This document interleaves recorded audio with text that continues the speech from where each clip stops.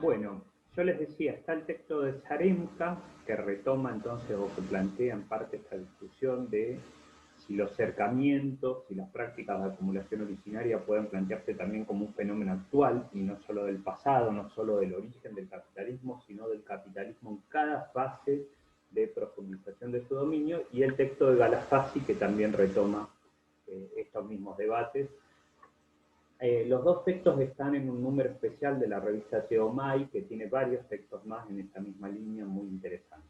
Ese es un debate igual que lo vamos a seguir viendo, que también lo plantea Silvia Federici, que también lo plantea todo un sector del feminismo, sobre cómo lo plantea originalmente, la primera que plantea en realidad estos debates es Rosa Luxemburgo, ¿no? Una famosa teórica y militante revolucionaria de origen polaco, que militó en el Partido Socialdemócrata Alemán, después asesinada por los mismos socialdemócratas, eh, cuando ella había armado un partido más a la izquierda de la socialdemocracia que ya estaba en ese momento adaptada al sistema, estuvo en un proceso de adaptación al sistema. Y bueno, Rosa Luxemburgo, que es una figura interesantísima, una de tantas que a mí me gustaría empezar a trabajar más profundamente y discutir sus ideas. Ella fue la primera que planteó que esas formas expropiatorias del capitalismo seguían funcionando, ¿no? Porque fíjense que en esta idea de Marx de que la acumulación originaria es solo una cuestión del origen del capital, aparece, seguramente sin intención de Marx, pero aparece un poco, una idea un poco idílica, para usarle en contra de Marx el mismo término que él usaba en contra de los otros economistas, del funcionamiento del capitalismo en los tiempos actuales, ¿no? Parecería que el robo, el saqueo, la expropiación, el uso de la violencia, solo está en el origen del capitalismo y que después de eso el capitalismo empieza a funcionar, entre comillas, con los modos normalizados de dominación solo económica y donde la violencia, la acción, la coacción física, por ejemplo, los hechos directamente violentos de asesinatos, de torturas, de muertes, los robos, por ejemplo, lo ilegal, eh, dejaría de existir. Y la realidad, por lo menos yo estoy bastante convencido de esto, es que no es así. En realidad, en el capitalismo, esas formas de dominación aparecen permanentemente y esas formas eh, de que el capital profundice los niveles de dominación sobre otros sectores aparece permanentemente, ¿no? De hecho, piensen en Patagonia en la ocupación por parte de grandes propietarios privados de lugares que antes eran comunes. Piensen en procesos como la privatización de playas, piensen en procesos como la privatización de lagos en la cordillera, ¿no? Piensen en procesos como la usurpación de tierras de pueblos originarios por medios violentos, mandándole patotas, mandándole la policía, pero a veces también grupos ilegales, o mandando la policía pero de forma ilegal. ¿No? Bueno, estas son formas muy semejantes a los acercamientos. ¿Por qué no deberíamos conceptualizarlo de la misma manera? Bueno, son debates, ¿no? Muy valiosos para pensar cómo el capital se desarrolla en la actualidad. La creación del proletariado es una parte fundamental, yo diría la parte fundamental del inicio del capitalismo. Y es un fenómeno realmente feroz, realmente de una brutalidad sin precedentes quizás en la historia de la humanidad. Es una guerra gigantesca que hacen los de arriba contra los de abajo y contra las de abajo muy especialmente, y en el cual los de arriba ganan. Y alguno diría, siguiendo a Benjamin, siguen ganando. Para el capitalismo es fundamental este proceso, porque ustedes quizás pueden haber escuchado hablar de experiencias exitosas de obreros que producen sin patrón, ¿no? El caso de Sanón es el más cercano y quizás el más exitoso en el tiempo, pero nunca pueden haber escuchado hablar de patrones pudiendo producir sin obreros. Y no lo escucharon porque eso es simplemente imposible.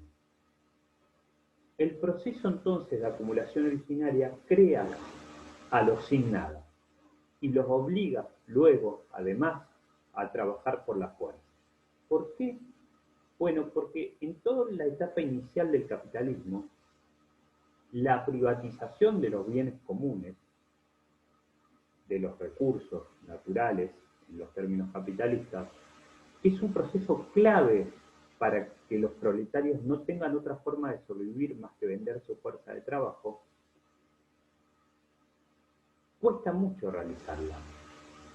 No puede hacerse de un día para el otro. ¿Sí? ¿Por qué? Porque no se puede cercar la naturaleza de un día para otro. Porque esos proletarios, de esos que se quedaban sin nada, siguen sobreviviendo, por ejemplo, cazando, por ejemplo, pescando, por ejemplo, recogiendo frutos silvestres cuando sabían hacerlo, en los lugares donde se podía. ¿Mm? Y los capitalistas necesitan que no puedan hacer eso, que tengan que comprar sus productos en el mercado y que por lo tanto tengan que obtener dinero para comprar los productos en el mercado, y la única forma de obtener dinero es vender su fuerza de trabajo. Entonces, en esa etapa inicial del capital, además de que la violencia cumple un papel clave en quitarle a esos campesinos, a esos antiguos campesinos sus tierras, la violencia sigue cumpliendo un papel clave en obligar a esos pequeños campesinos que ahora ya se quedaban sin tierra a ir a trabajar para un patrón. Si leyeron el Martín Fierro o si escucharon hablar, por ejemplo, de la libreta de Conchavo, eso es, es ese proceso, son procesos de coacción extraeconómica. Vos no podías circular libremente por el mundo si no tenías un papel que dijese que trabajabas para algo. Fíjense qué nivel de violencia, ¿no? Qué cosa que hoy parecería totalmente ilegal y sería ilegal en términos de la formalidad capitalista, pero que en ese momento estaba totalmente regulado y aceptado. ¿Por qué? Porque había que obligar a esa gente a que trabajase para los capitalistas. Según Tomás Moro, el autor de ese hermoso libro que es Utopía, que es una gran denuncia contra la acumulación originaria, en realidad es el libro Utopía, hubo al menos 72.000, escuchen el número, 72.000 asesinados en Inglaterra durante el reinado de Enrique VIII, hacia 1530, en el siglo XVI. Y se conformaron leyes para imponer por la fuerza la obligación de trabajar ya desde finales del siglo XIV en Inglaterra y en Francia. Esto sucedió en todo el mundo, no solo en los países centrales. Por ejemplo, hay unos estudios excelentes de Nicolás Íñigo Carrera, a quien ustedes deben haber leído por mi culpa en estudios sobre el movimiento obrero argentino. Bueno, Nicolás Íñigo Carrera, lo primero que estudió en su carrera fueron las comunidades chaqueñas, especialmente las comunidades indígenas chaqueñas, y cómo se generó un proceso, primero, de derrota militar de esas comunidades originarias, de la soberanía de esas comunidades originarias, casi en paralelo a la derrota militar de los pueblos originarios de Pampa y Patagonia, y cómo luego se dio otro proceso igualmente o aún más violento para obligar a esas comunidades originarias que ya no tenían soberanía política sobre sus territorios a trabajar de manera asalariada para un patrón. ¿Por qué? Y era muy difícil, porque, bueno, era difícil en todos lados, pero imagínense en el Chaco lo difícil que era, porque es una tierra que daba muchos productos para sobrevivir. Daba caza, daba pesca, daba recolección de frutas, ¿no? Entonces se tuvieron que ejecutar formas muy violentas para obligar a los indígenas a tener que vender su fuerza de trabajo como asalariados. Para hacer eso se debía eliminar la posibilidad de que esas personas pudieran acceder a los medios para reproducir su vida sin necesidad de vender su fuerza de trabajo, y para eso se tenían que privatizar los bienes comunes, eliminar las tierras de acceso público, prohibir la caza y la pesca, crear nuevas necesidades, etc. es todo un gran paquete, ¿no? Donde se articulan respuestas muy simples, pero tremendamente violentas, como la prohibición de recoger leña caída en los bosques para obligar a los campesinos a tener que comprarla en el mercado, o, si no la podías comprar en el mercado, aceptar el hecho de morir de frío en invierno, ¿no? Recuerden que Marx empieza a reflexionar sobre estos temas cuando en su laburo como periodista le piden que escriba un libro, un artículo sobre la ley, sobre una ley que prohibía recoger la leña caída en los bosques de Renania, ¿no? De una región de Alemania. Todavía en el siglo XIX, piensen, son procesos de larga duración. Y fíjense lo brutal, ¿no? La leña caída se prohibía recoger. La idea era obligar a que esa gente no pudiera sobrevivir de otra forma que no sea vendiendo su fuerza de trabajo. Y además de esos procesos más simples, pero muy violentos, perdón la repetición, se dan otros procesos más complejos, como el traslado masivo y por la fuerza de poblaciones enteras de un lugar a otro, despojándolos de los territorios que habitaban en forma milenaria y por lo tanto quitándoles el conocimiento sobre esa naturaleza y la posibilidad de vivir en base a la utilización sustentable de los bienes comunes de ese territorio. Porque si no conoces el territorio no podés. Esto fue aún más duro para aquellos pueblos, como los de Patagonia, que tenían formas de vida nómades o seminómades, ya que la concepción de propiedad privada, del alambrado, por ejemplo, imposibilita esa dinámica. El alambrado fue brutal para los pueblos que tenían lógicas nómades o seminómades. Para ir cerrando, en la página 731 del Capital, Marx sintetiza el pasaje temporal que va desde el descubrimiento, entre comillas, de América a la guerra mercantil entre las potencias y desde allí a la acumulación de capital en Inglaterra que generó las condiciones para la primera revolución industrial, la famosa revolución industrial inglesa.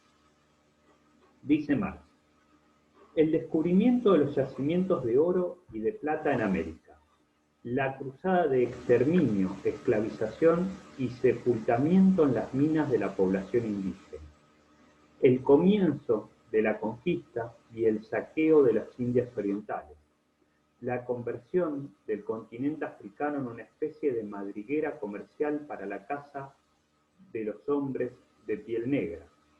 Son todos hechos que señalan los albores de la era de la acumulación originaria. Tras ellos, pisando sus huellas, estalla la guerra comercial de las naciones europeas. O sea, empieza además la competencia entre las naciones europeas, que luego en el siglo XX van a dar las dos grandes guerras mundiales. Perdón, esto agregado mío, pero fíjense cómo Marx ya estaba viendo esto, ¿no? Que eso era uno de los efectos del desarrollo capitalista. Tras ellos, pisando sus huellas, estalla la guerra comercial de las naciones europeas, cuyo escenario es el planeta entero. Guerra mundial. Fíjense cómo realmente Marx en su previsión podía estar observando eso. Rompe el fuego con el alzamiento de los Países Bajos, el alzamiento de los Países Bajos contra la dominación española, sacudiendo el yugo de la dominación española, cobra proporciones gigantescas en Inglaterra con la cruzada contra la Revolución Francesa y se prolonga hasta nuestros días, hasta los días de Marx, en expediciones de piratería como las famosas guerras del opio contra China. ¿Saben qué son las guerras del opio contra China? Súper breves. Los ingleses le vendían opio a los chinos, drogas, desde la India. El emperador chino en un momento se da cuenta que está produciendo estragos en la población china, estragos en términos, bueno, de una epidemia de drogadicción, ¿no? Tiene muchísimos drogadictos en China en ese momento, adictos al opio, y entonces prohíbe el opio. Como en el siglo XX se prohibió la cocaína, la heroína y otras drogas que tienen consecuencias graves para la salud humana. Y Inglaterra, junto a otros países, como Estados Unidos y algunos más, inicia, con esa excusa de la prohibición del opio en China, una guerra contra China en nombre del sacrosanto, pero el sacrosanto lo sumo yo, ¿no? Derecho al libre comercio.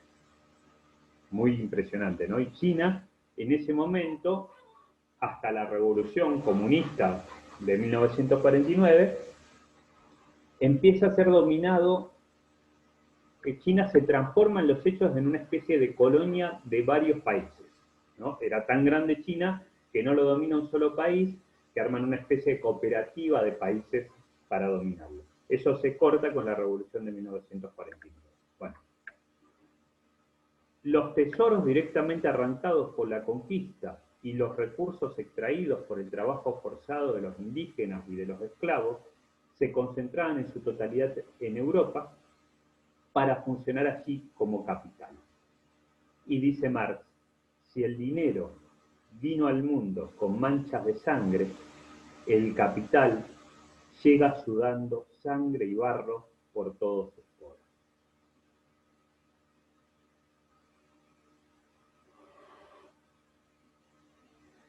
Bueno, dos o tres cositas más y ya terminamos.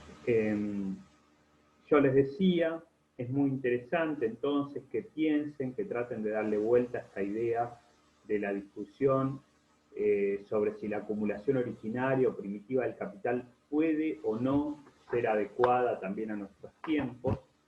Y a mí me interesaba también que traten de pensar estos procesos de acumulación originaria, de acumulación capitalista, sí, de acumulación originaria, para nuestra región, para la Patagonia.